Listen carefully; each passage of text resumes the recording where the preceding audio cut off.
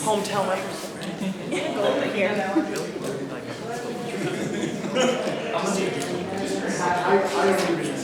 I certainly not.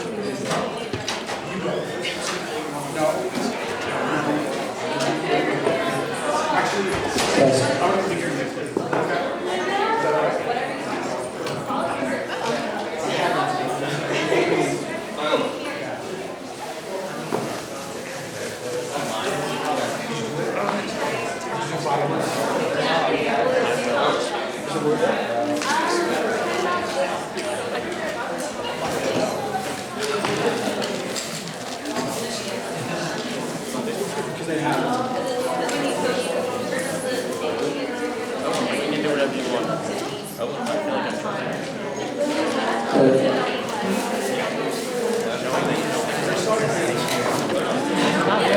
We may.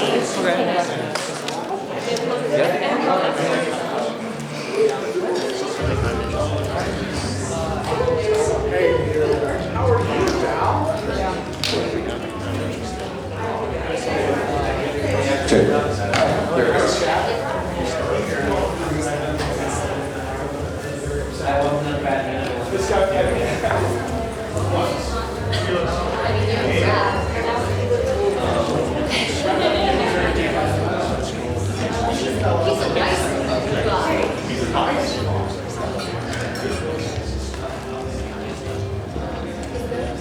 I was just there.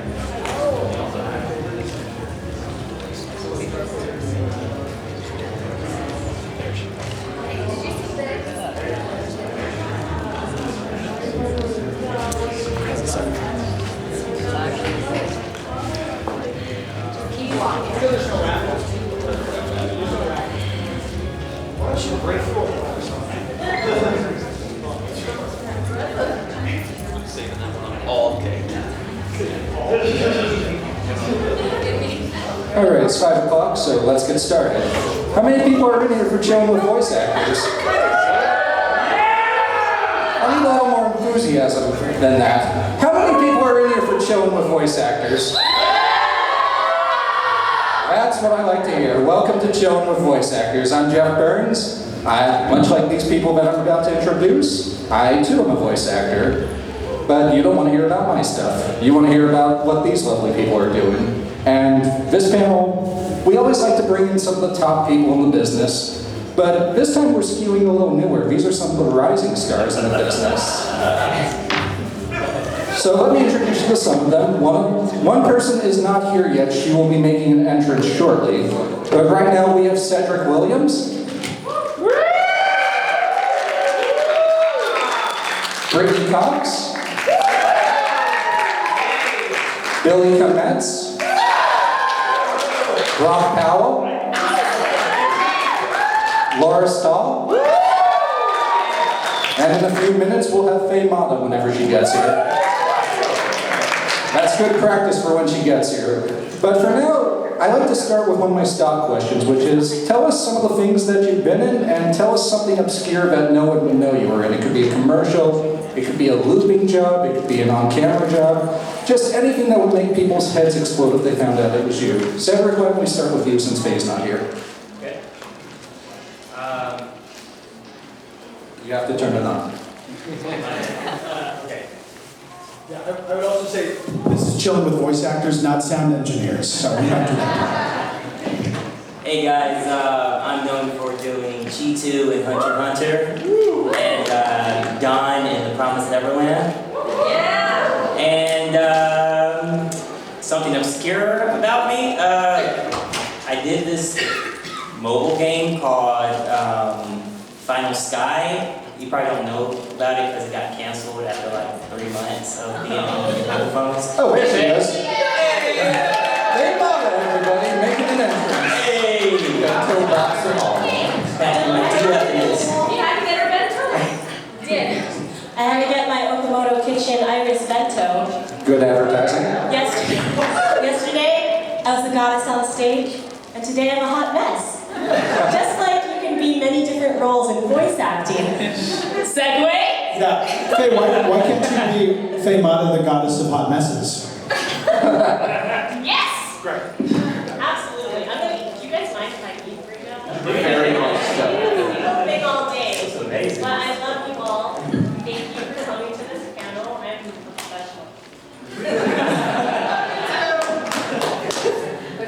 I was like, I had like one line in a Sprint commercial on like the radio, so you probably heard me. I was college student number 4. That was me! Great! Brittany? Hi. So most recently I was in Fire Emblem Three Houses. I played Ingrid. And I was also in Okko's Inn, which is a feature film with NYAV Post. And I have a few more games coming out this year, but I can't talk about them yet, but stay tuned. Something that is random. So I used to do a lot of on-camera stuff, and I was actually in a Final Fantasy fan film that you can find online. It's been like 8 years. It's okay. It's a lot of fun. Where do you play? You can watch it and find out. It's called Final Fantasy Terra. Are you Terra? You're Barrett, aren't you? Yes. I knew it. I knew it. Do you play Vivi? What? Vivi? Vivi? Vivi's the age. I love Vivi. Thank you. Vivi is one of, well, 9 is, 9 is my favorite. this is now a Final Fantasy 9 fan. Sorry, guys. Start something. Oh my god. And that's me. It's the end. Tell us about some of the live action dubs you've been in lately. Netflixy things. A film called Rock My Heart, which is about a horse. I thought it was a rock movie. I was so wrong. Also Osmosis, family, which you're also in with me, which we never recorded together, which made me really sad. Yeah, and I think that's some of the stuff. There's more. I don't remember them. Billy? You're a beat. All right. What's up, guys? I'm Billy Kametz. I play Josuke in JoJo's Bizarre Adventure. I play Naofumi in The Rising of the Shield Hero. Let's see, I play White Blood Cell in Cells at Work, coming out soon. Osomatsu, Mr. Osomatsu. And I will be Maruki in Persona 5 The Royal. And I'm also in Fire Emblem Three Houses. And I am Ferdinand von Iron. Oh, and then something random. I think I played like 6 people in the Family Guy mobile app, and one of the people is Obama. I played Obama. Do your Obama real quick first, Billy. It's so bad. So guys, check this out. There are, I think, like 22 people auditioned for the role, and I guess I got it. And they had me record 12 lines, and they ended up using 3 of them. So it's not very good. It's not a good Obama, but they were scraping the bottom of the barrel. Let me see here. What does it say? What does it say? Oh no, I don't have this all. My fellow American. Rock? I have to say that's good enough for me to want to leave the room. Terrible. Sad. I'm in a lot of animes. I'll stop. Hey guys, my name is Brock Powell. You may know me. I was Shinra Banchamaru in Mob Psycho 100, if you guys have watched that. Fun. I was just in the most recent season of Lupin the Third, Part 5. I play a bunch of characters in that, including the Hiramaki brother, and Stephanie Shea plays my little brother, which is weird. What else did I do?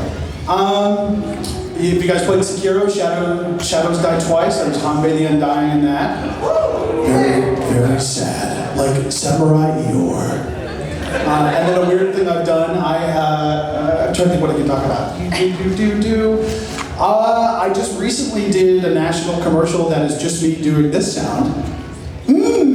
So if you hear someone eating some food and going, that's me. Tell us about the big commercial gig you're doing right now.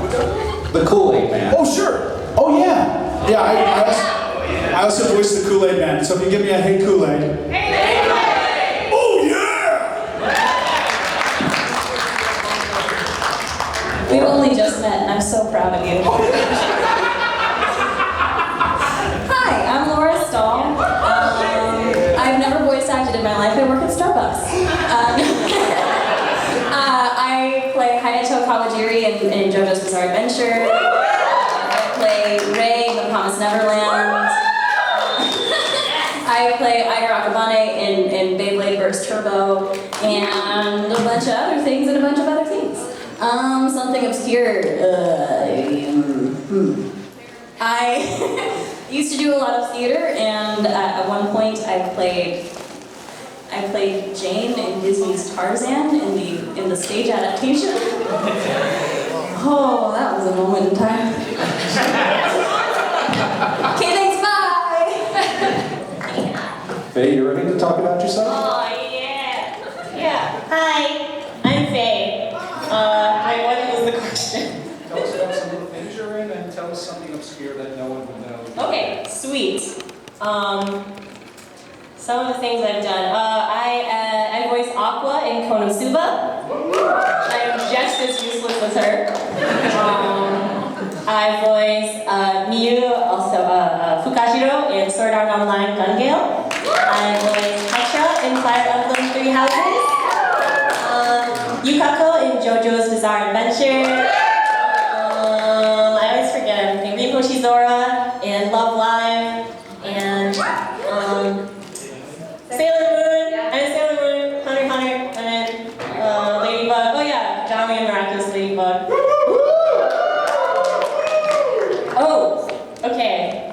I was going to say Julia understudy, but now I remember a random role. There's this live action dub called Girls with Balls. Yeah! It's amazing. You can Google it and say, wait, actually, you need to use the right keywords, don't just Google Girls with Balls.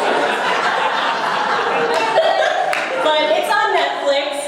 It's about a girls volleyball team, and I play Jean, who is the captain. Oh no, she's not the captain. She's the, I don't know. Anyway, they fight hillbillies and stuff. Yeah, it's like a new movie, but it's awesome. I was in that too. Was it awesome? It was great. It was a lot. It was a lot. It was definitely a lot. It's just like a lot of blood for A lot of reasons. screaming. Don't watch. Yeah, don't do that. There's a lot. It's a bloodbath. With volleyballs. Yeah. Okay, but my character gets seriously chucked in volleyball. Like, My character like rips herself off with like a crucifix. yeah, it's wild. If you want some campy, dumb, like horror. Oh, I guess it's horror. Yeah. Somehow it's not Live anime. action. Yeah, it's not anime. It's like I double white chick. It's awesome. As you should. Sure, it's French. It's originally French. We should do other things now. Yes. Like go on to the next question. So the next question I like to ask people is, what was your very first voiceover job, and how did it feel to be in front of a microphone for the first time? I don't even know. It was. Actually, I think it was just like, wait, paid? Boy, you just started out. Sometimes you just gotta build that portfolio. Okay, well, my first paid job was a mobile game called Detective Grimoire, and I played this mysterious little girl character in it, and she is mysterious and a little girl. But it's a detective game where you like click things and stuff. But I remember it being really cool because I was like on Android and iPhone and Steam, and I was like, wow, I'm a thing. This is so cool. It was everywhere. There you go. My first paid job was a Cartoon Network pilot called Lasso Comet. It came out in 2016, I think. And I play this anglerfish that wears like purple underwear and like combat boots. And he has a really great voice like this. And he has like that attitude. Love it. Who else was in that pilot, Cedric? Oh, Richard Horvitz, who's the voice of Mayor Zim. And yeah, he's awesome. Yeah, he's great. Wonderful teacher, too. Doing Mayor Zim movies on Netflix. I just watched it this morning. It's amazing. It's so good. I didn't see it yet.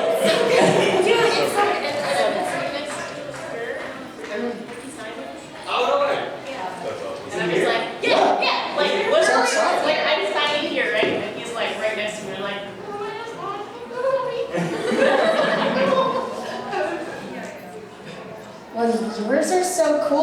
mine was a commercial That's okay. for Hard Rock Cafe and Hotel, Lake Tahoe. And what I said was, No big deal. DJ so-and-so is coming up next, so you guys should get a private hot tub. Sold.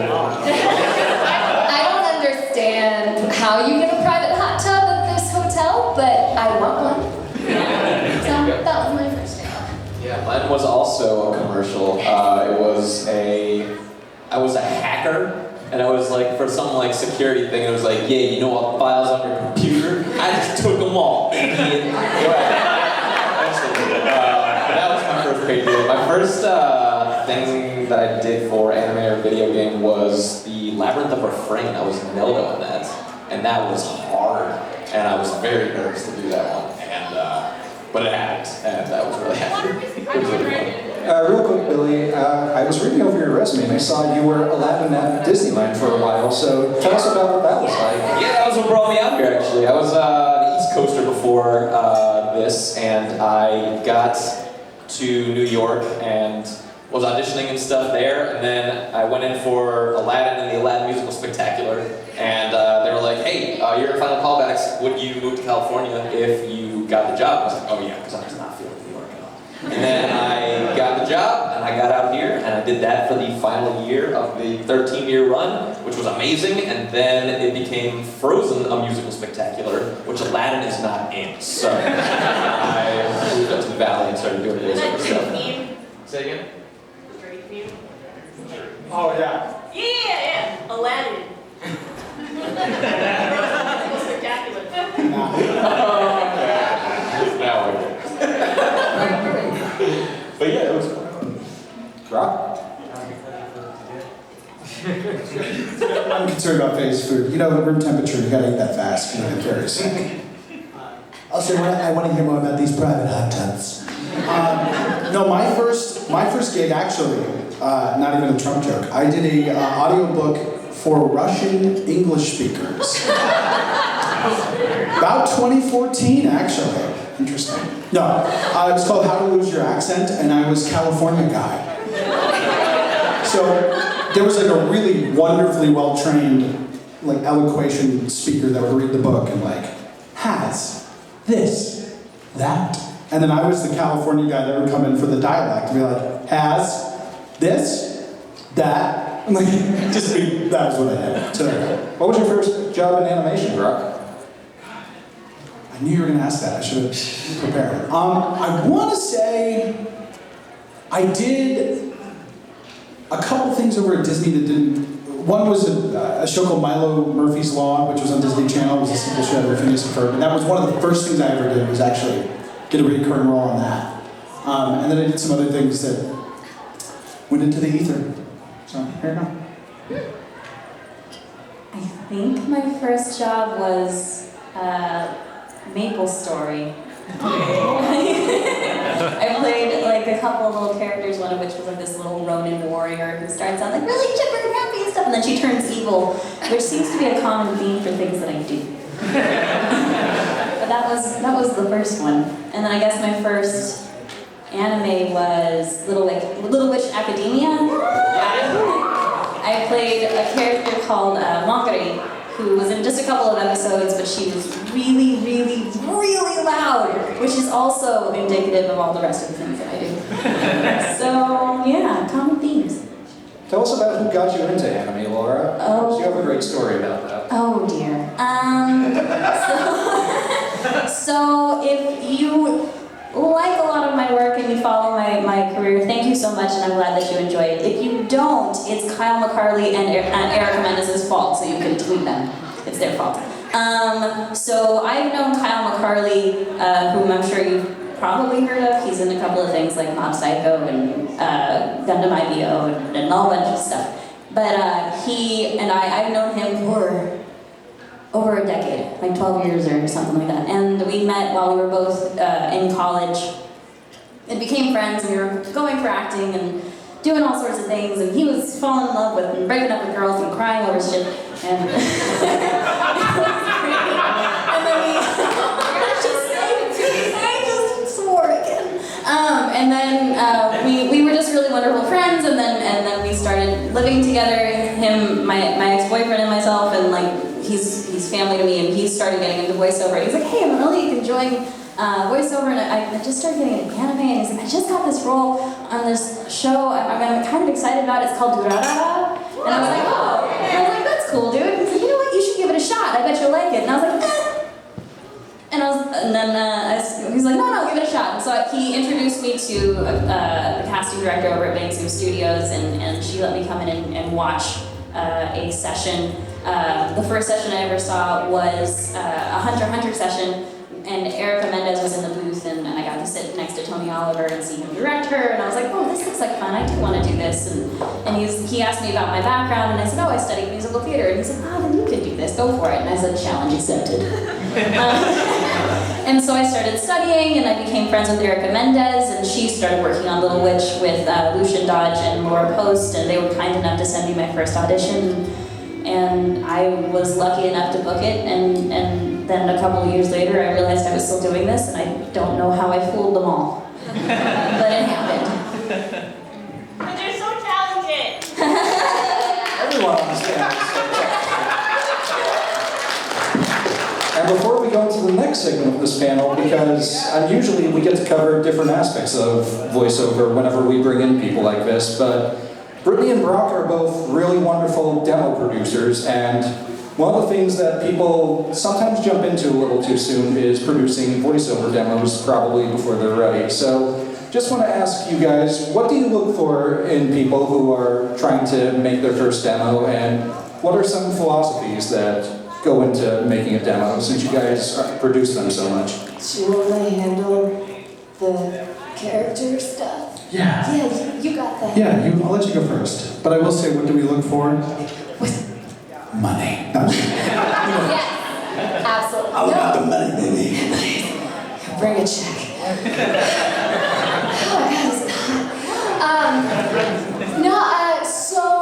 So if you're looking to get a demo, my first question is always, who have you trained with? Or do you have an acting background? And that kind of gets the conversation going, like, hey, are you ready for this? Because it's an investment to get a demo done. And if you're not ready for it, I've heard horror stories about people who want to get into video games and want to get into anime, and they haven't taken any acting classes or anything, and so you get into the booth and you're being directed like you would in a video game anime commercial session, and it gets very frustrating and it's really hard, and you get something back that doesn't sound like what you hear on TV. And so I think having training is like the first thing you do. And then once you've worked for a little bit, then yeah, when you get in to do your demo, it's so much fun. It's so much. I love working with actors so much because it's so creative and we just laugh and I curse a lot. Who are some of the actors you've done demos with? Say that again? Who are some of the actors that you've done demos for? Oh God, we've done demos for a lot of people. Jen Losi, Faye Mata, we did her demo. And God, there's so many. Who else have we done demos for? I'm put on the spot. I'm like, wait, go down. Here, Brock can talk and I'll think and come back. Just chime in the middle of my sentence. Wait, I remember what. Yes, give us an idea of how Toonhouse produces demos, Brock. Give us an idea of how Toonhouse produces demos. Oh, sure. Oh yeah, because you guys are very different than us. Yeah. But in a great way. I would love to hear some differences too, because Yes. So I work at a demo company called Toonhouse, which is run by a man named Bill Farmer, who voices a character named Goofy. Yeah, he's all right. No, I'm just kidding. He's awesome, and Bill was actually my mentor in voiceover, and I think I just did the math, and 8 years ago now, maybe 7 years ago, he and his son Austin actually did my demo. And I saved up, I was a barista at Starbucks. I worked. Are we not going to acknowledge the ominous violins that keep playing, by the way? I love it. Does anyone else see the hooded guy with the sickle? I can't tell if he's cosplaying. As long as it's not raisin fast. Oh, Rita Casimir. So anyway, I ended up doing my demo with Bill Farmer and his son Austin, who's an incredible engineer and a musician, who went to school to produce and actually mix demos. So between the two of them, there was a lot of experience. And over the last couple of years, as I've continued to work and gain a lot of knowledge and experience in the industry, we had a conversation about maybe my coming on board, because as I audition and do a lot of different new projects, you start to hear a lot of demos. And one of the things that is missing from a demo is the person. It's you. The thing that you're selling is you. And a lot of demo companies, and I will not name names, But we could. charge actors upwards of $2,500 to $3,000 to get in, to get copy that's old auditions and things like that. Now here's the thing. Say for example, you put a Spider-Man spot on your animation demo, right? Thwip, I got you, Venom. You're not Spider-Man. I know you're not Spider-Man. You know you're not Spider-Man. And the casting director who casts Spider-Man knows that too. So you want to have custom copy on your character demos, be it animation, video game. You want something that's custom fit to your voice.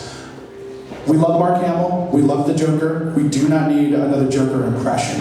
We need you. You need characters on these demos that are more than impressions. More than just, basically our rule at Toonhouse is it has to serve two purposes. It should showcase a voice, and then it should also showcase some performance aspect, especially when you're getting into interactive and video games, which are very cinematic, very grounded. So yeah, that's kind of our process over there. Yeah, acting always comes first. I mean, with any casting director or voice director, they're always like, I don't really care about the voice. I want to know that you're a good actor. So. And I will say that's the biggest thing too, is your demo needs to be something you can do on the day. Yep. So you don't want to create a character that you can't sustain for 4 hours. You don't want to put a performance on there that Brittany or I, or whoever helps you direct your demo, coaches you to get to that performance. You want to be able to have something that you could do if you got a phone call, hey, can you come here tomorrow and do this? You want to be able to deliver. And yeah, that's the big thing. And I think Brittany and I both share this, which is because we're actors and we know how much money means to an actor, because when you're working freelance and making money and you're living with art, it's a great honor to me that another artist would come and ask me for help. So we try to keep our prices very reasonable, and we go above and beyond to customize copy and redo parts that don't work, original music. So just find whoever you go with to do your demo. Find somebody who wants to get to know you and put you in your best light, because for $1,500 to $2,500, you guys deserve that. So, And if you decide to do one, you guys should always meet with them first, and it should be free. You should not have to pay Free consultation. A free consultation, absolutely. yeah, again, no names, but there is a place that asks for the money up front for your demo. We're not that place, and then holds on to it if you're not ready. So again, that's why training is so important. And your demo's supposed to be real work. That's my last thing I'll say. So if you start to acquire real work that you're proud of, don't be afraid to start compiling that and bringing that into a demo producer. It could drive the cost down, but there you go. Who are some of the people that you guys at Toonhouse have done demos for?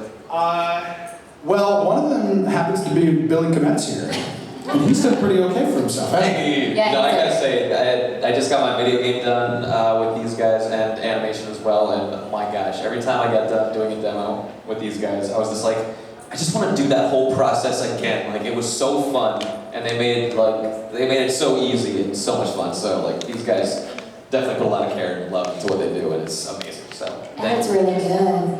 Oh, come do it. I got a demo with you too. Yeah, right. So I don't know who I can, because sometimes we haven't always gotten cleared to talk about it, but we did just do another actress's demo who's a big anime actor, and she's incredible, and I can't wait for her to share her demo. Once she does that, I'm clear to say that. But if you'd like either of us, you can talk to us after, and we'd be happy to do the thing that we do. And now with that said, let's do the thing that we do. Let's do some cold reading for a change of pace. Yes, you guys have to act. That's why you're great to be on this panel. And let me just grab my bag with all the scripts in it. Oh, good. Are they all different? I don't know how to read. Is that going to be a problem? You'll figure it out. I believe in you. You're Laura Stahl. You can do anything. Can I just do this voice, Rob? JoJo's Bizarre Adventure. I'm just gonna do that the whole time. We'll figure that out once I announce the parts that you're playing. But the script we're doing a brand new script we haven't done before, so this is the first time we're experimenting with this. If you want to be. You can interpret the script however you want, that's why it's called. But anyway, for starters, the role of our announcer, and there's also a different announcer, there's two announcers, and they will both be played by Brock Powell.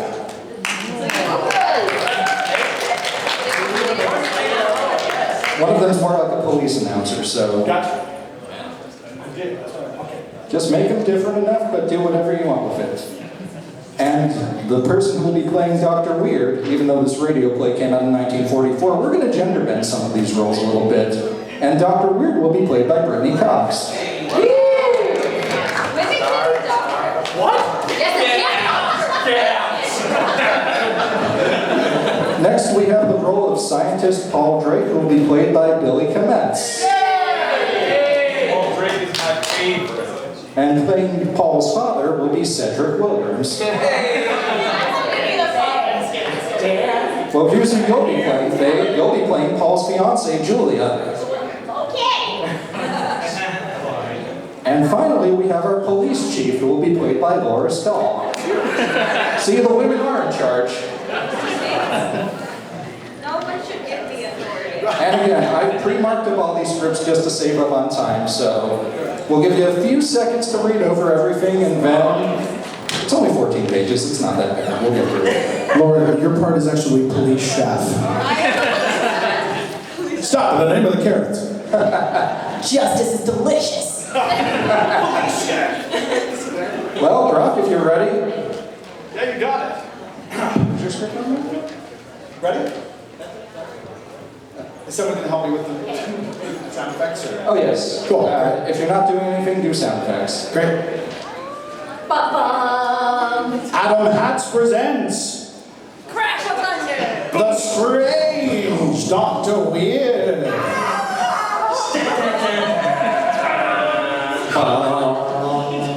Good evening. Come in, won't you?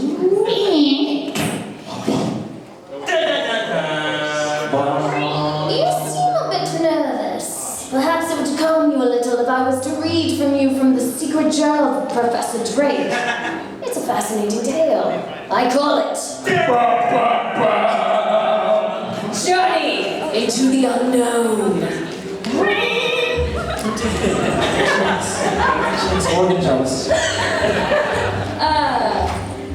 There are some extremely interesting entries into Professor Drake's journal, particularly those beginning with the entry made October 1st, which reads, "Today my son, Paul, has reached the final stages in the preparation of his serum number 17. After 2 years of intensive work and 16 failures, he believes that he at last succeeded." But just think of it, Paul. Before you took the serum, you could only lift 200 pounds. But now you can lift 400. While your strength has been doubled. Yes! With the added strength my serum will give him, man will be able to resist diseases that he succumbs to now. His lifespan will be lengthened by 20 to 30 years. Perhaps even... I'll answer it, Paul. Okay, dear. Oh, it's you, Julia. Yes, I want to see Paul. Well, you can't, Julia. He's right in the midst of an experiment. But I haven't seen or heard from him in 2 weeks. After all, I am his fiancée. But Julia, he can't be disturbed. He's in. Oh, hello, darling. Why, Julia? You squeezed me so tightly. I'm sorry, dear. I'm afraid I don't know my own strength. Oh, that's all right, Paul. What kind of experiment is it you're working on? Darling, I can't reveal anything yet. Not even to you. But when my work is done, you'll be the first one to hear about it.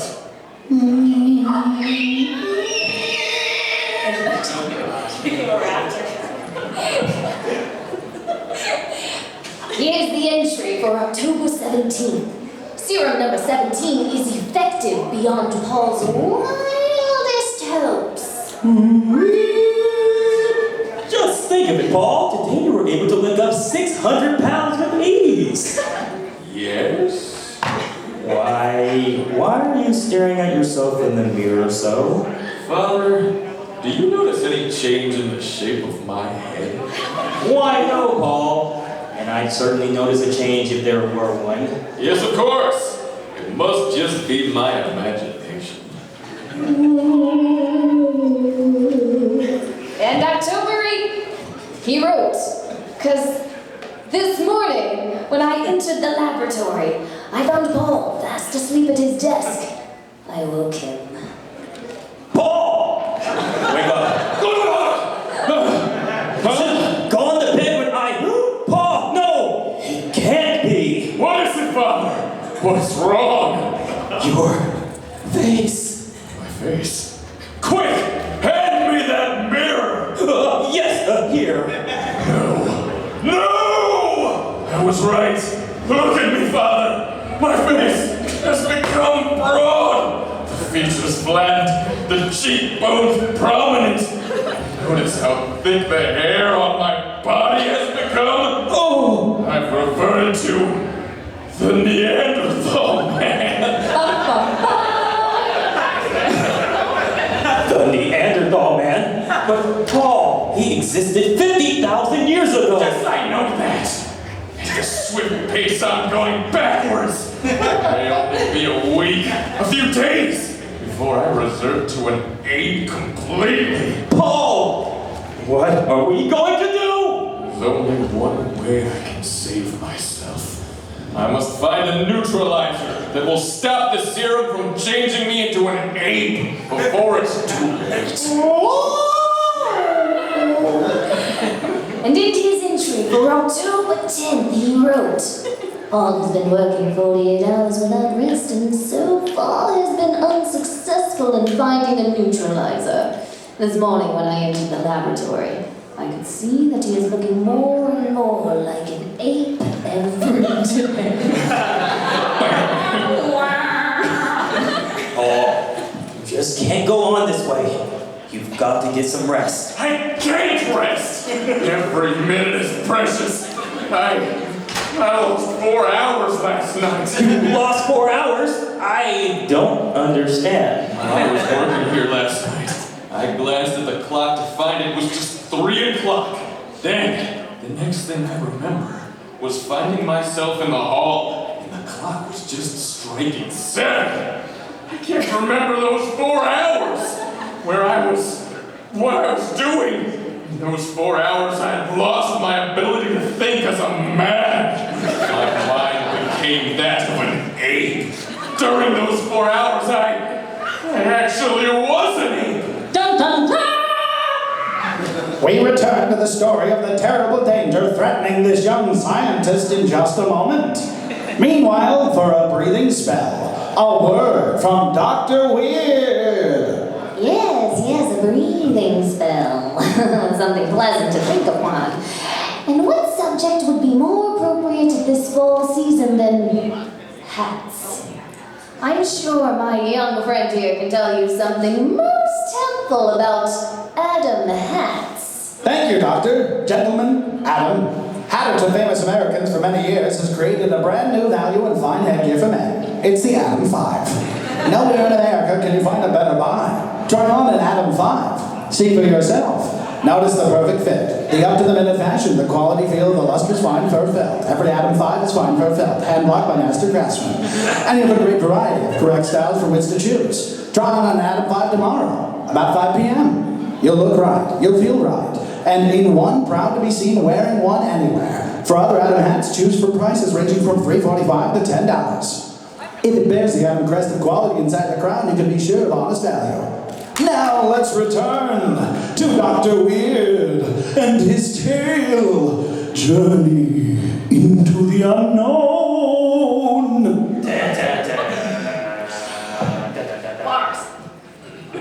The entry for October 11th in Professor Drake's journal reads as follows.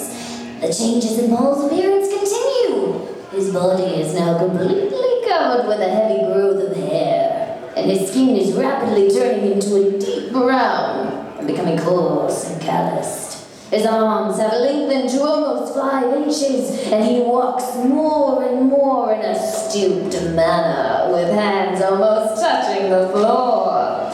As yet, no change in voice has been noticed. On October 12th, he wrote, "Last night Paul suddenly dropped a test tube and snarled at me. In that moment, he was completely an ape." The entry for October 13th reads, "Last night when I came into the laboratory, I found a window open and Paul gone. I immediately rushed out into the night to find him. A few blocks away in the university campus, I saw police gathered around the body of a girl who had just been murdered. Every bone in her body has been crushed. Hours later, Paul returned to this house. He could recall nothing of what had happened or where he had been. To prevent another accident from occurring, today I had steel bars placed over Paul's bedroom windows." It's you, Julia. Good evening, Mr. Drake. I want to see Paul. No, I'm sorry, Julia, but Paul can't be disturbed. He's asleep in his room. Oh, you've been putting me off for days, but this time I am going to see him. Julia, come back. You can't see him now.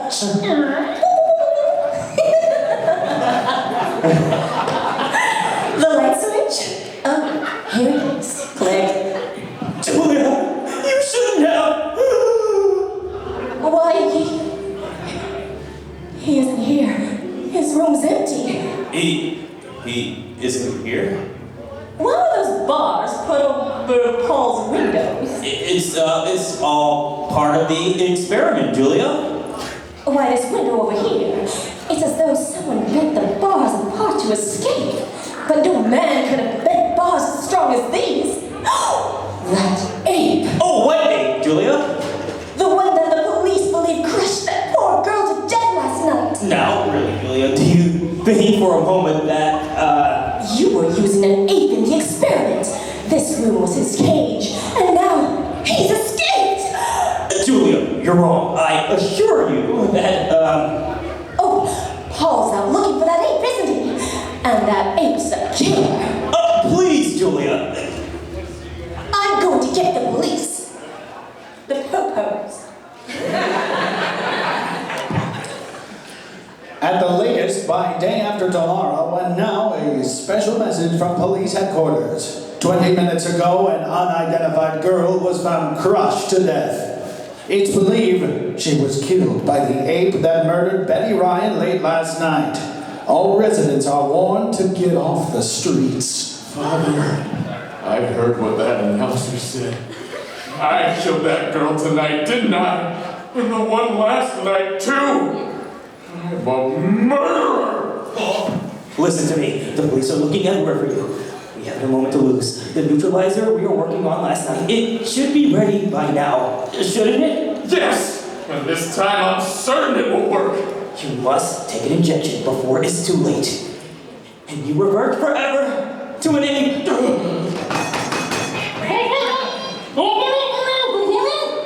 Quick, Father! The neutralizer! Before it's too late! I have to fill this hypodermic ball before I can give you the injection. All right, you man! Run down the door! Hurry, Dad, hurry! I am! Crash! It's too late! The ape! There he goes, man! Out the window! Paul! Paul! Come back! Son! Mike, flash a warning to every patrol car. Issue Tommy guns to all the men. The orders are to shoot to kill.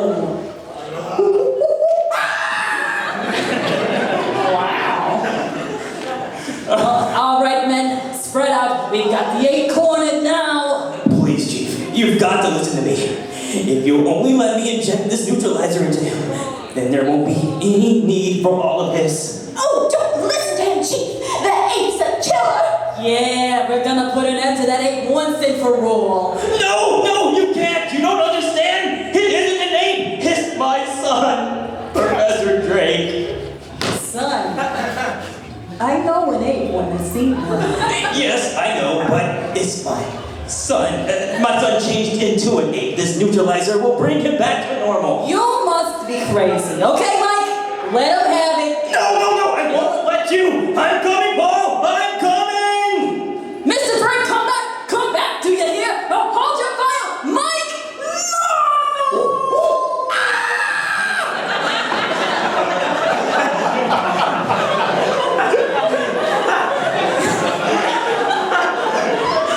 Here I am. Paul, his father. I have the neutralizer. come away from that egg, Mr. Drake. Come away from that. Paul, I have the injection. Here, give me your arm. Paul, no, don't.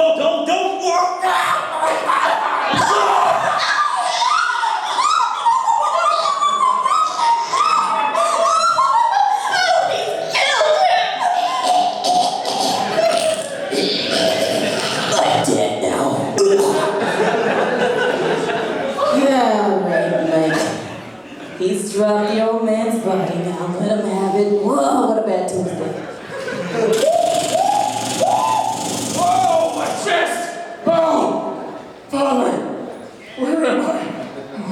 What happened? The paperwork on this is gonna be murder. The end. It was a... Wait, Dr. Weird has things to say. Say things, Dr. Weird. There's a few more lines left. Say the thing. God, I want to say my lines. Thanks. It was a great pity about poor Professor Drake, wasn't it? He was so young. So young. What am I going to do with his journal? I thought I might carry on his experiments, but I would need someone to assist me as a sort of human guinea pig. Perhaps you would like to volunteer. Oh, you have to go, too bad. Perhaps you will drop in on me again soon. I'm always home. Just look for the house on the other side of the cemetery. The house of Dr. Weird.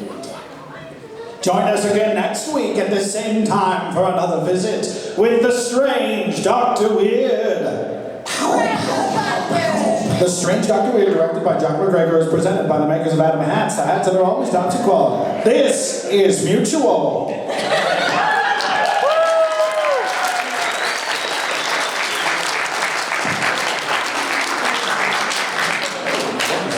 Billy, I have to say, I never realized how much you sound like Kirk Douglas. Thank you. Especially the monkey stuff. Monkey stuff, I'll say it.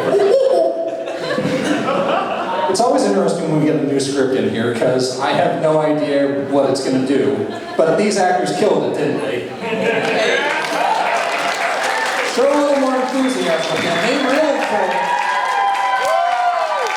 Make the other room regret they weren't in this room for this guy.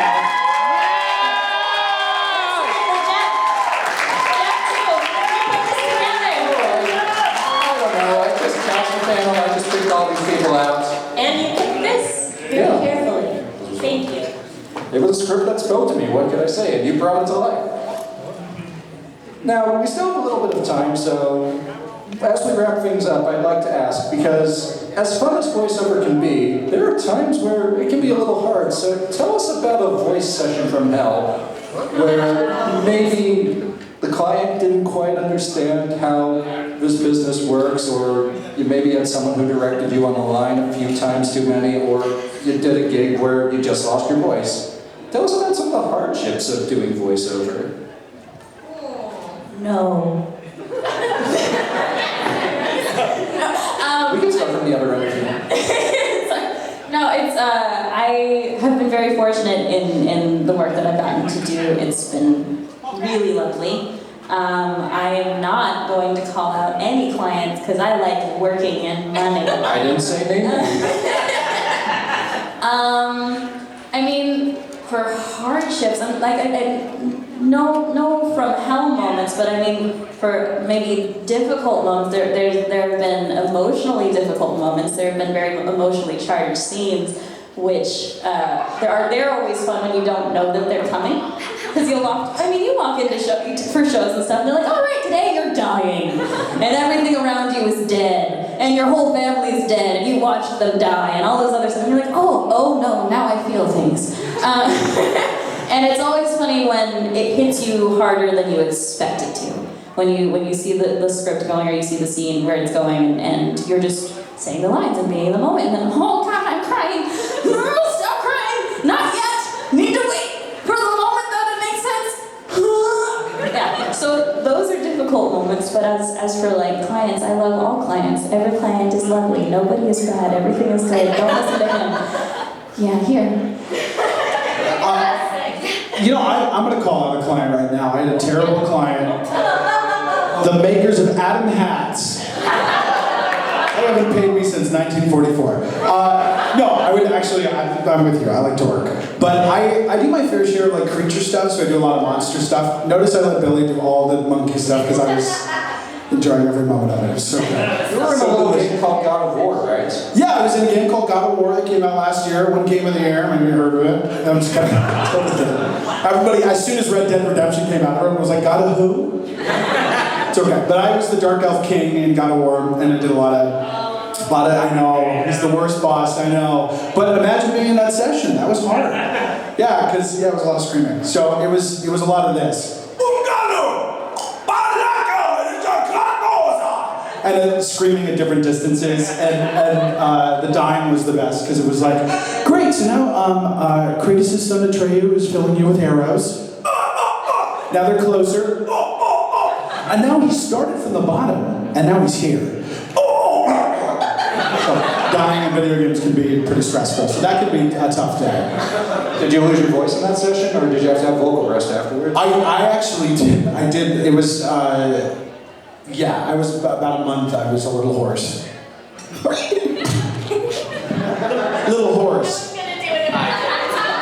get it. That's a thinking man's joke right there. Vocal health is definitely the hardest part. Just like staying healthy, and if you're fortunate enough to work a lot, you'll have a 4-hour session, and they usually will save the screamy things till the end, which is great. But then if you gotta go straight to another session after that, it's just like, it gets rough sometimes. So yeah, if you're lucky enough to be working and having a busy week, the hardest thing is just trying to sustain your voice for the entire time. So that's definitely the hardest thing, but you'll live one. Do you find that your training in musical theater helps with sustaining your voice for those long sessions? I definitely think so. I definitely think having a musical background for sure helps, just having technique and knowing where to place things. Because if it ever hurts, do not do it. Just diaphragm, breathing from there, all that stuff definitely helps for sure. My story's kind of similar to Brock's, where my most challenging session is when they're like, okay, so now you're lit on fire. And I'm like, ah! And do the fire lit on thing, and they're like, oh, it sounded like you exploded. We need something more fire burning flesh, not like arrow of fire explosion.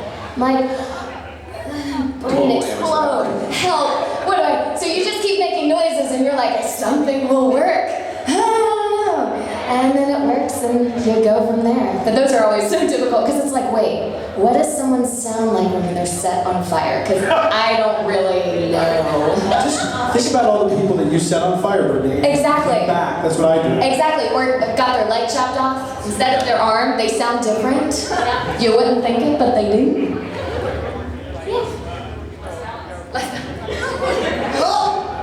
So I booked a character that's different than my usual range. I usually go for like the younger, like higher energy characters. So this character was really chill and laid back. And in the session, I could not give the director what they wanted. Like I tried my best, like I did exactly what I did in the audition, and it just it didn't work, and then I got replaced. It happens sometimes. But then I booked something else a week later, so I'm pretty excited. You never know what these producers want, and you just try your best, and whatever they throw at you, if they throw you like 3 additional characters that you didn't audition for, you gotta do it, and sometimes it works, sometimes it doesn't, but there's always another opportunity out there, so don't take it personal, For sure.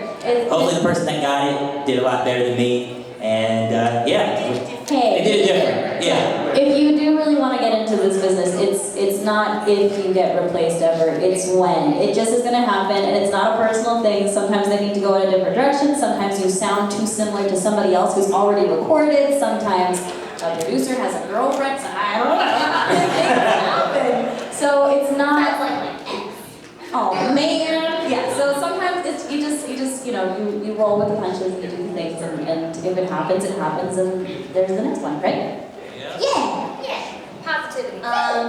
So hardships for me, usually it's like an emotional thing. Have you guys heard of Mine from Rising of the Shield Hero? Yeah, she's basically the King Joffrey of anime, and everybody hates her because she's an awful human being. And usually I get cast as happy, high-pitched characters like this, but then sometimes I get cast as like wicked bees, and after I'm trying to keep it clean, okay? And then after the session, I feel emotionally destroyed, kind of.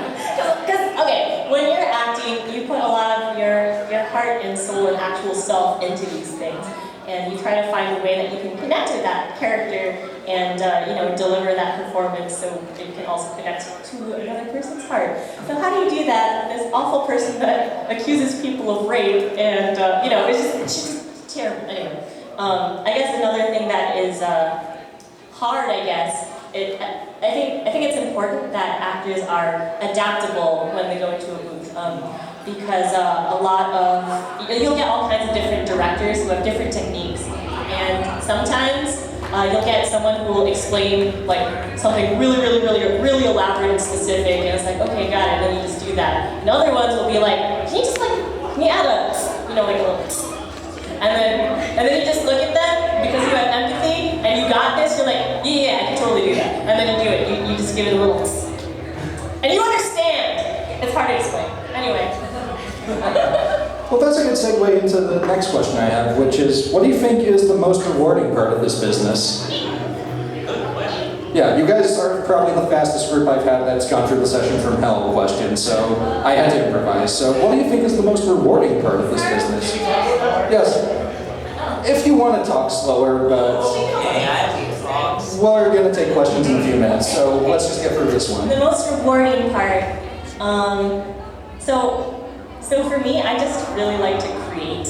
I like to create things, and I think the creation part itself is like rewarding to me. It's like immediate gratification when you like see the result of a thing happen. Because I've also been like a product manager in the tech industry, working on video games and stuff.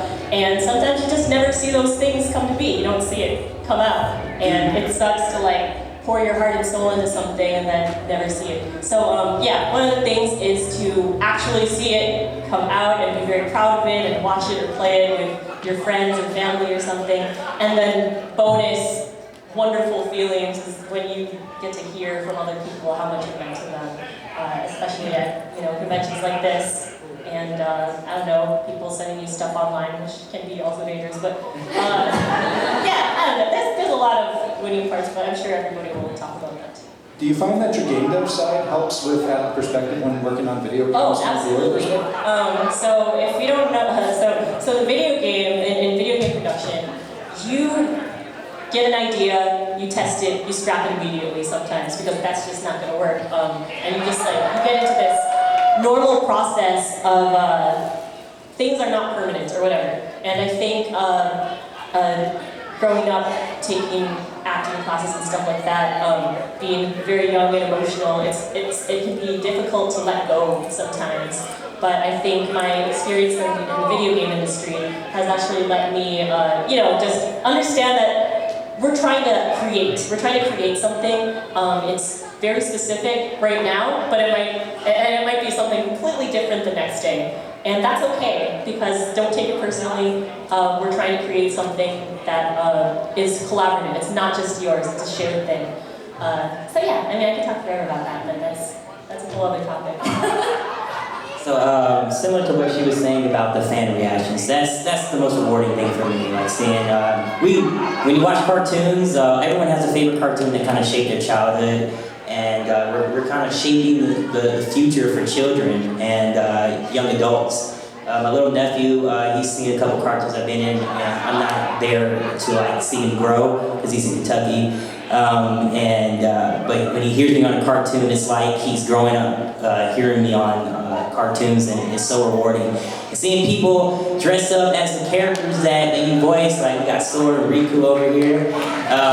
They love those characters so much, and it's so awesome to see that. And I do this for you guys. I'm still doing the industry, but as I continue to grow, hopefully I become one of your favorite characters, become like a SpongeBob Well, you're quote unquote new, but you've been in the business since you were a child, right?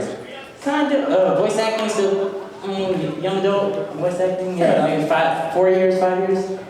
Yeah. And yeah, it's for you guys, so thank you guys for it. I do it for me too. I do it for me, but I love it. You do it for everyone. Yes, exactly, yes. I love that. I love working with great people. I mean, I've been lucky enough. Oh, she disappeared. No. Good. You're back. Good. I've been lucky enough to work with quite a few people at this table and other people who've just been amazing, and they make it so fun. Like, this industry is just amazing. Such giving, caring people. And I also love playing. And I think voiceover and acting is just playing. You're in a booth and you just look crazy, and it's totally okay. And I can cry and I can scream and I can do all these things that if I went out and did this in a mall, people would call someone. So I can do that, and it's okay, and I get paid for it. And yeah, it's just fun. I mean, combination of all of these things for sure. I mean, watching cartoons and playing video games when I was a kid was like my safe place, and the thing that just like really lit me up. So the fact that I'm a part of that community now and I get to do that for a living and get to play in that world, it's just like, it's unbelievable. Yeah, also I'm starting to get into the convention scene now too, and it's so cool to have you're in the booth and you're doing your thing, you're like, I'm having a lot of fun, this is really cool, hope people like it, and then you get to come to these things and people tell you how much the stuff that you do means to them, and just the fact that, yeah, like the idea that like I could be like a Richard Horvitz or something for somebody, and you could be like somebody's favorite thing, like, hey, this really got me through some really tough times.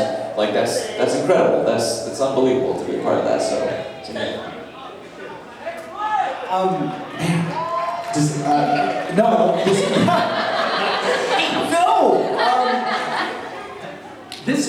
To echo everything these guys said, I mean, this stuff obviously means a lot to all of you guys. It means a lot to me. It means a lot to the awesome folks up here.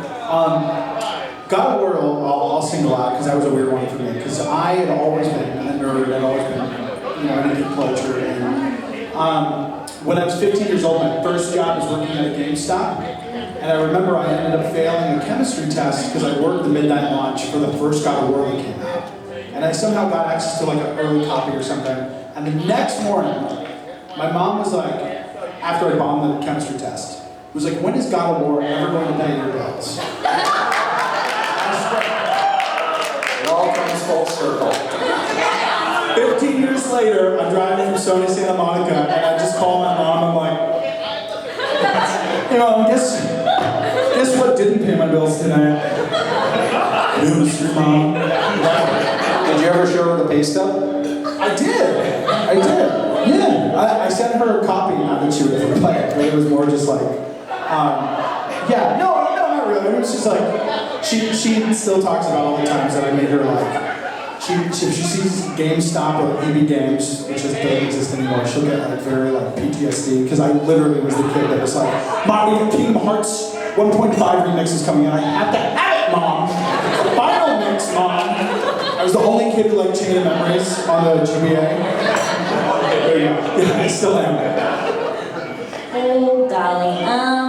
So when I was a kid, I moved around a lot. I never went to a school for more than 2 years. That includes college. I don't know how that happened. But I had a lot of trouble. I wasn't very good at making friends or keeping friends because I kept moving everywhere. And so my friends were my books because I am a nerd, always will be a nerd. I read like 5 different books at a time. My backpack was always full of them. I would get in trouble in math class because I'd be reading. And it was just that escapism for me. I could dive into the books. They were familiar. I could be with the characters and they were wonderful. And which is kind of what got me into wanting to be an actor was wanting to give other people that chance to escape, that chance to go somewhere and to be with those things, those archetypes that you could identify with. And then when I first started getting into doing this, and there were a couple of projects that I was on, and I got to tell my brother about them. My brother, he's on the spectrum, and so sometimes it's difficult to connect with him. And when I told him about some of the things I was doing, he started calling me on the phone, which was something he'd never done. And that was a really big thing for me, was creating that connection. So being able to dive into these worlds and learn about being a person just by jumping into different personalities, and then on top of that, to be able to create a connection with people who have trouble with connection has been more than I can really express. So that.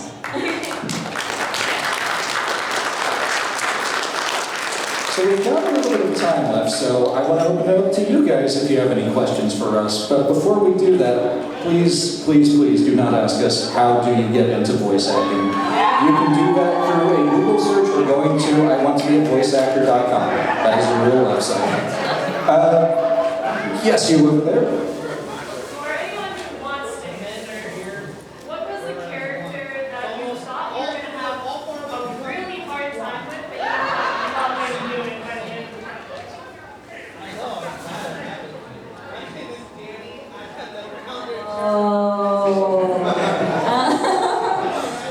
Actually, I was really, really intimidated by Hayato in Jojo's. Because when I did an audition for that role, I was auto-cast, which is really, really over the top amazing, and I have no idea why Mami Okada trusted me with that. But she did. So I got cast as that role, and then I was like, oh, that's neat. And I was friends with Chillin, who's the writer on Jojo's. And I was like, hey, guess what? I'm going to be on your show. And he said, which one are you going to be? And I told him, and he said, you're very important. And I was like, oh, no. So he told me a little bit about what happens with Hayato, and he showed me a particular scene that happens to Hayato, and then I was terrified of Hayato because he really does go through it, and I wasn't sure if I would be able to carry it off, and I really wanted to do it justice because it was a pretty heavy subject matter in like the craziest, zaniest, hilarious show on the planet, but really heavy subject matter. So I was nervous about doing it right, and then getting to be there and getting into the booth and working with the director and getting to navigate it and have that perspective of a character going through this sort of situation was really an honor. So both. I was intimidated, it was difficult, but I did love it. All of those things. Somebody else talk.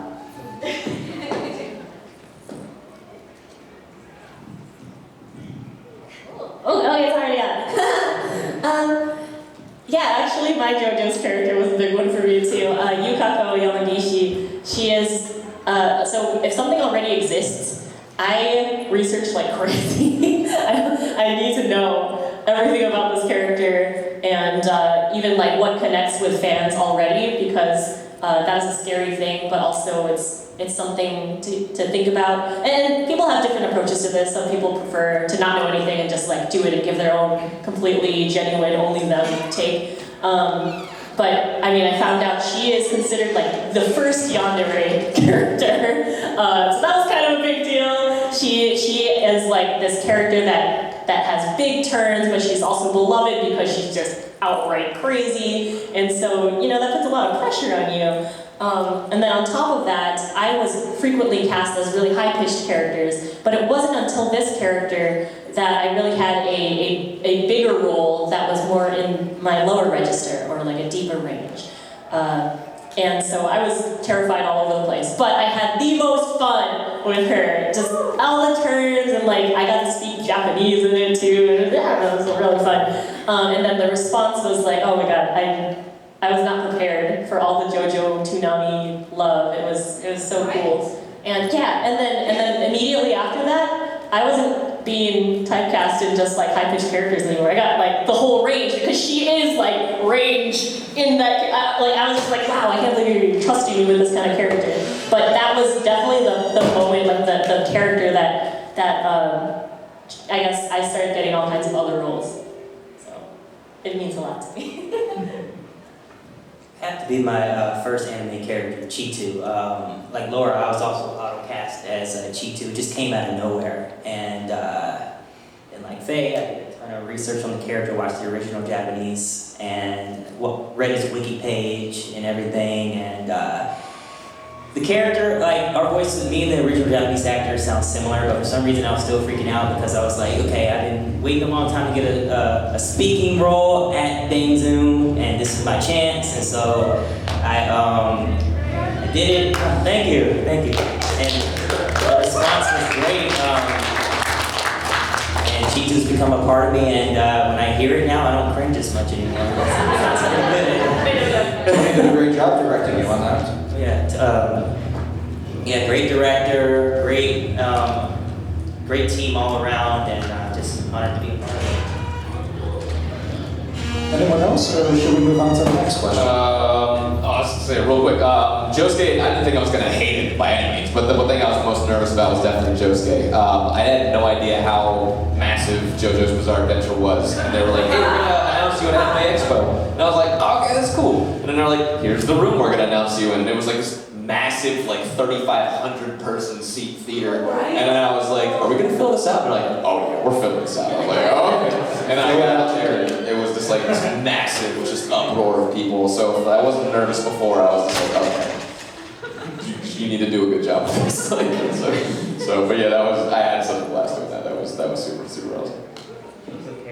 Sora, did you have a question? I have a question for Laura. We actually attended the Promised Neverland and JoJo panel at Anime Expo. You did not. Yes, we did. We actually wanted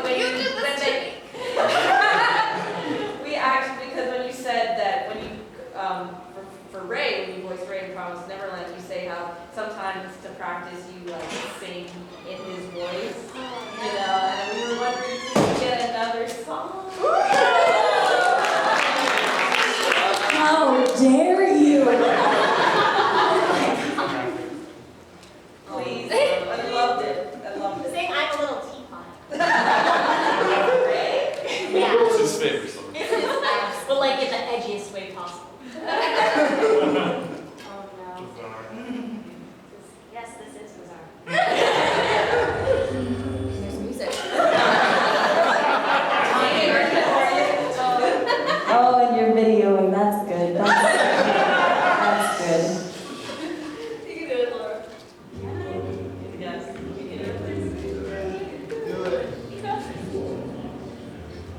I'm not. Oh, stop stalling. It's my last name.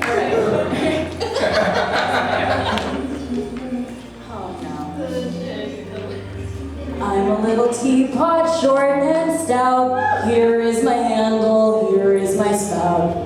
I'm not doing it anymore.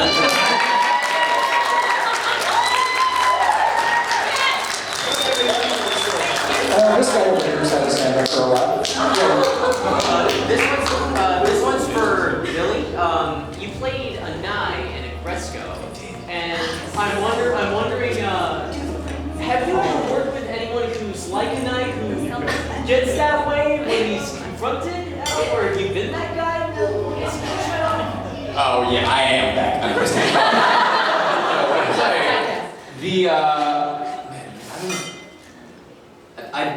I definitely took from somebody. I don't want to say who, just in case. But yeah, it's always nice, like to be able to take somebody from your life and just be like, this is now a character. And luckily, with the dubbing auditions and stuff, you always get to see the Japanese actor and to hear what they did, and it's amazing. So it's like, okay, cool, like this guy's going for it, so I need to show up and deliver too. So, but yeah, and that was so much fun to play, and I'm so happy I got the chance to do that. And I had no idea I had to rap as well. And then it's just like, oh, by the way, you need to do this rap. Here's the rough track. Sorry, it's just me doing it, and it's really bad. And it was amazing. And I was like, dude, this is awesome. When are we going on tour? But yeah, that was really fun. In the front? Okay, this is for Faye. Can I get a request from you to say something? Okay, truthfully, people like tag you in it on Twitter, but can we get you saying hoes are feeling the bad on stage? Okay, sure. Yay! I'm gonna be the person to get it. Oh, hoes are feeling the mad. For Bridget.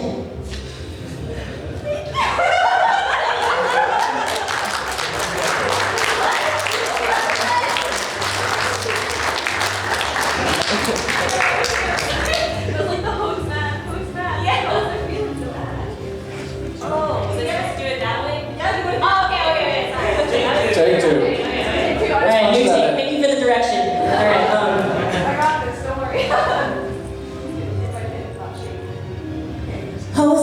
Hoes mad, hoes are feeling the mad. Did I do it right? I don't know if I did it right. You're I don't know the you always do it right. I brought a song, but it was just like, hoes mad. But she's. Can you sing it first? I don't know the song. I just Come on. You want to come up here? Laura, sing it. All right, bring it up on YouTube or something, and then I'll do it after. Okay. Oh, okay, you have it already. Oh, I've seen that. Yeah. I thought it was really funny, but I was like, I think it's funny, but I don't know the reference. Hoes mad, like they're getting angry. Hoes mad, like that. But the way that she said. All right. If you bring up some ref, I'll do it. The way that it's supposed to. It's how she does her research. Yes. I must be researching first. I got it. Anyone else have any questions? Cameraman over there? What is your favorite music genre? Favorite genre? Favorite music genre? Oh, I got this. Hard rock and metal. Anything 90s. Classical and jazz. So I'm very millennial about this, and I really like going on Spotify and doing the whole like your new weekly list thing, and I tend to like soft female vocals, electric guitars, and violins. And if there's any combination of those things, including sick beats, I like all of those things. And just discovering new music because AI. That's all. What's your favorite music genre? Sick beats. Alexa, play some sick beats. I'm sorry, Faye. I do not understand your question. Alexa, play. I don't like music. You like music. Do 80s and 90s cartoon theme songs. Yes. What's your favorite 90s theme song? Sing one. Answer by singing in this rap. What is this? This is singing with voice actors. This is absolutely not that. I mean, I love the Pokemon theme. Singing this right. I will not. Hey Siri, play some sick beats.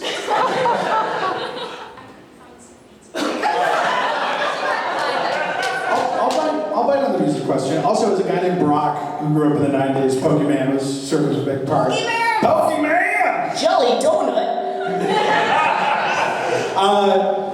I like folk music. I got a melancholy side. So I was at Bon Iver, dropped a new album last week. Been sitting in my room, listening in the dark. Mumford & Sons, Monsters and Men. Real metal stuff. Billy shoes are a member of Muppets. Are they? They usually are. Oh, dude, have you guys heard of Electro Swing? Yeah! Dude, that stuff is so good. Look up, like, Lone Digger by Caravan Palace. Caravan Palace is so Oh, so good. Anyway. Any other questions? This guy in the back over there. Yeah, I know it's like, recently I know it's like how Billy, you've been doing like stuff for all like on Launch Mojo. It's like, has there been times where you were doing that, like you end up, it's like one of the characters for a character you've done, but they're talking, but there's some glitch in the episode and you can't get everything done. And stuff, I don't think that they've ever, every time that they've asked me to do a video for Watch Mojo on YouTube, it's always been stuff that's been like well in advance, so there's never been any kind of like spoiler or anything, luckily. But yeah, those have been, that just kind of came out of left field. They're like, hey, you like your stuff? You want to like narrate these things? I was like, yes, that's awesome. So like that's been a really cool thing to be a part of actually. So. This guy in the hat over there. Hello! Okay, let's see if I can win this properly.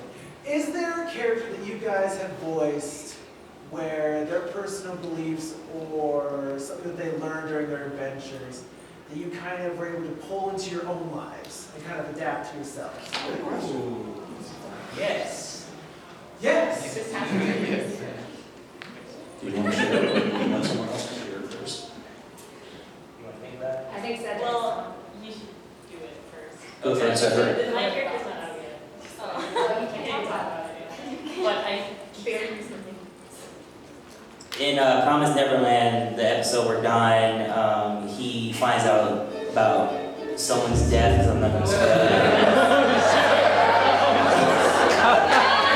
Is Danny Elfman staying at the Marriott? What is going on? Shout out to the band back there. And he talks about he wants to be stronger. He wants, if he was stronger, then this thing wouldn't have happened. And I always like, in my personal life, I want to be stronger as well. And I want to, and I wish I could save everybody, you know, because I want to be a real superhero. And so when he had this moment, he grew up, and it is perfect. So when he had this moment, that's when he started, his character arc started to shift, because before he was like this annoying kid that always challenged Ray to like, or Norman to tag, and like when he lost, he would have like be a brat about it. This is when he became a hero, and he started to step up as a leadership position. So that's what happened to me as well when I did that scene in episode 6. You hate me. That was so mean. Oh yeah, I punched Ray, yeah. Yeah, he got knocked out. Sorry about that, Ray. Sorry, Ray. I have one. I hope this isn't too much of a downer, but I did an anime film called Okko and it's about dealing with a child dealing with grief, the loss of her parents. And my character, the little girl finally realizes her parents are gone, and my character is the one who's there when she has that discovery, helps her through that. And at the time, my grandmother had passed away, and thank you. And my character, she said, to this little girl, she was like, you're never alone. They're always here with you. They're always watching you. And I like burst into tears, and they're like, we have to understand what you're saying. And I'm like, okay, I got this, it's fine. But yeah, it was so cathartic for me, and it was so healing to have a moment like that where my character was saying this to another character, and it was just so healing for me. That was the first time I'd really had a moment like that, so it was really great and sad, but great. And that was your first anime too. And that was my first anime feature film.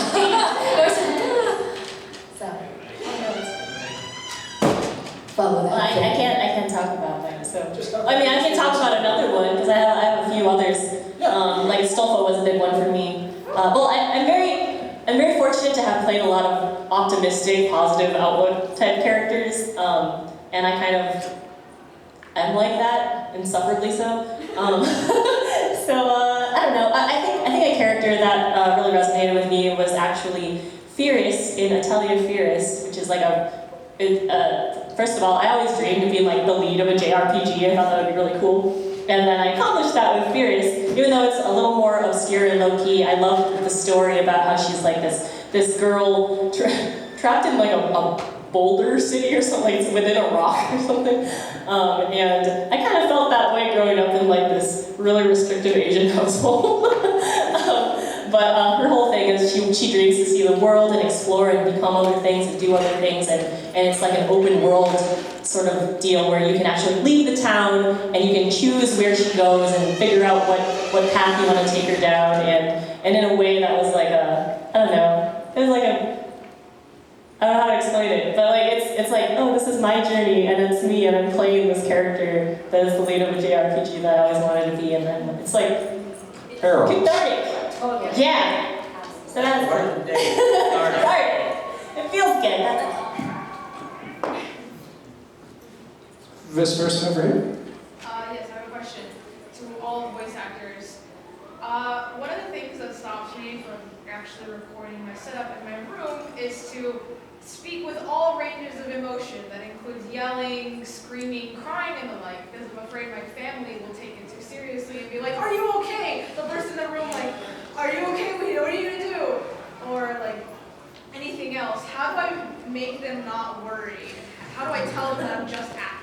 I told my because I live in an apartment building, I told my downstairs neighbors, hey, so if you hear someone screaming, "Help, police," or "I'm dying," it's okay. My husband's not beating me. It's fine. I'm an actor, it's okay. And they were like, what? The first time it happened, they came up, they were like, oh, you're right. So just tell them that's what you're doing. Just warn them. And first off, if they really believe that what you're saying is real, then you've done your job as an actress. Good job. So good job. Yeah. Killing it. You can find a new place to live and know that you did your job. But if you have to, you can put a sign outside your door or something to just let them know. Something like that, yeah. Yes, let me know. Install a light. It's weird. I have because I have roommates too, and I used to have a big booth in my room that was like double wall and amazing. And then I was like, I'm safe in here. Like I can do whatever I want. And then I'll be like screaming for auditions and stuff, and they'd be like, "Dang man, you were really going for that." I was like, "You heard that?" So like just lay me on and be like, they know what the deal is. Just let them know. You'll be fine. Everybody who lives next to me in the complex that I live gets Christmas gifts or holiday gifts because they put up with weird sounds coming out of my building. And because I do a lot of creature stuff, I tend to have to record later at night, which is awful. Because I know. So I record some later at night or later towards the weekend.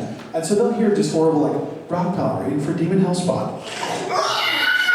And you're just like, I'm so sorry.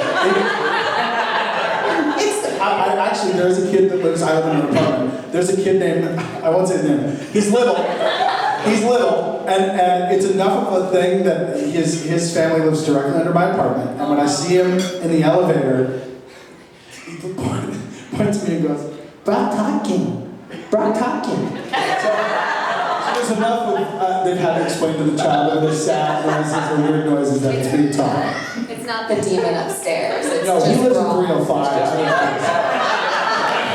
Be a good little boy or Brock will come get you.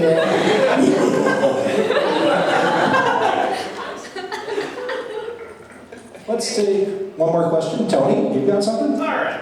So, as you guys may very well know, there are a lot of people on the internet, and a lot of them have opinions. And some of these opinions aren't always good, and nobody has to answer this if they don't want to. But this is for everyone. What is your favorite piece of online hate that you have received? I just got my first one recently. It's not even really hate. It was just yes. Yeah, you're so excited. That's my friend Dora. She's in a show. Shout out to Dora 5, by the way. She's wonderful. Absolutely. She knows what I'm talking about. Shout out to Tony Azzelli. She has one that's very similar to mine. So I think this was when I announced Ray on Promised Neverland. And I know this is a difficult thing for a lot of people, because when you watch the shows and watch the cartoons, and this was actually, it blew my mind when I was a kid to find out that Ash was voiced by a woman. I was like, but he's a little boy.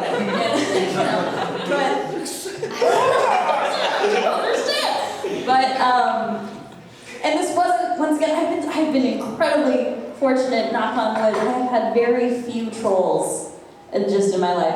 It's everybody. It's a magical place. It's been amazing. Like I really, the reception of my social media has been really supportive and sweet, and I couldn't be more grateful for the community that's sort of growing. But there was this one amazing comment on what I said for Ray, because I was really excited about it, and so I drafted it 3 days earlier. Like, this is what I'm gonna say, and it needs to say all of the things about my gratitude and what I want to do with the character and all these I thought about it, and then I posted it, and I was excited. I was like, yeah. And then one of the first comments was, "But you a lady though."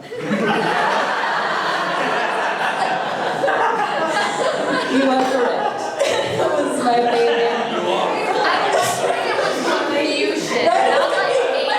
You were classy, lady. They weren't bad. They were just puzzled and wanted an explanation. But you were like, what? I'm not qualified to play a little boy. Mine's great. I do a lot of impressions and voice matching, and so I get brought in a lot to do characters that have been voiced by other people. I've been the voice double for Adam Sandler for Hotel Transylvania stuff. I don't say blah blah blah as I do say blah blah blah. But one thing I did back in 2015 was College Humor had this Back to the Future, an actual 2015 animated video they made. And it was the first thing I did, and it got 20 million views. I was like, I'm viral, it's amazing. It means nothing. But the comments were all I did Doc Brown in that. So, Molly, great Scott, Molly. And I did the whole thing, and all the comments were still think Bernie Sanders. Just don't think Bernie Sanders. Because of Bernie Bros. Yes! So there you go. I've also been very lucky online and on Twitter. 5 minutes. I've been very lucky online. Everybody's been super awesome on Twitter and everything. And if I ever do come up with anything, it was hey.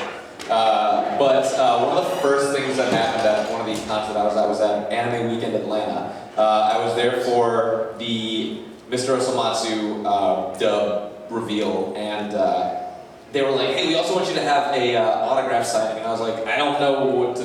Okay. So I didn't have a banner that said who I was. The only thing I did at the time was Josuke. But yeah, nobody knew who I was. Everybody else had lines out the wazoo and stuff. And then some dude just walked by and I was like, hey, who are you? And I was like, oh, I'm Billy Kametz. He's like, what have you done? And I was like, oh, I'm the Osomatsu, Mr. Osomatsu. I was Josuke and Jojo's Bizarre Adventures. Dude, you're Josuke? I'm like, yeah. And he's like, dude, why don't you go with the line out the door right now? I was like, I don't know, man. The bird's not out. And he's like, wait, are you the Japanese Josuke or the English Josuke? I was like, the English. And he was like, oh, that's probably right.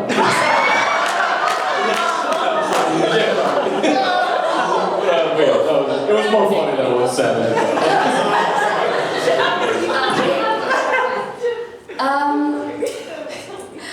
So mine was not a fan, because I've been very lucky. All the projects I've worked on, people like the characters and what I do, and they've been very supportive, and it's been really great. But yeah, it's gonna keep happening. It's gonna keep happening. Positivity. So you guys know the people who ask you to sign things when you're walking down the street, and they're like, hey, sign my petition, or hey, give me your credit card number to plant a tree. Those things. So I was on my way to a session for Fire Emblem, and I was like, I'm hot shit, this is awesome, let's go. So I walk by and the guy's like, oh, hey, can you sign my petition? And I'm like, dude, I'm actually heading to a recording session, can't tell you for what, but I'm going to a recording session, I can't sign your thing. And he's like, oh yeah, what kind of recording session? I was like, for a video game? Are these the people in front of Portos? No, yes, in front of Portos. And I was like, for a video game. And he was like, oh yeah, we'll do a voice. I was like, okay, sure. And I was like, hey, I'm doing a voice and it's super cool. And he was like, that was a really shitty voice. And we walked away and I was like, oh. Apparently that's why he's getting signatures. I was like, I am not signing your petition, sir. I'm not signing it. He's laughing now. I'm laughing at him. That's why you're working. Yes. Yeah. I'm not sure if this is an insult or a compliment, but I was looking through the comments on a Hunter x Hunter video of G2, because I do that during my free time. And one person said he sounds like Sonic the Hedgehog. I love Sonic. That's great. Yeah. And I mean, they're both fast, so I guess, you know, that's cool. You gotta go faster. So yeah, would that be a troll? Yeah, It's a good story, Cedric. Okay, yeah, okay. I was just gonna say the same thing. Laura and I agree, that's more of a goblin than a troll. Already controls too, absolutely. For mine, I've been pretty fortunate as well. I mean, I don't know. I think you actually have to like hunt for really jerk people. That said, when Konosuba came out, of course, like there were a lot of comments about like comparing the original to the English dub because the Japanese is absolutely incredible. And I remember reading a comment, by the way, it was like overwhelmingly positive, and I was very moved by that. But there was a comment that surprised me that was like, she's not annoying enough. And I'm like, I like what you said. Is that a good compliment? I have no idea. That's a good way to wrap up the panel. So thank you for coming to Chillin with voice actors and thank Faye Mata, Cedric Williams, Brittany Cox, Kametz, Powell, and Stahl for joining me on this panel. Hope you enjoyed the rest of Anime California, and we'll see you at the next one.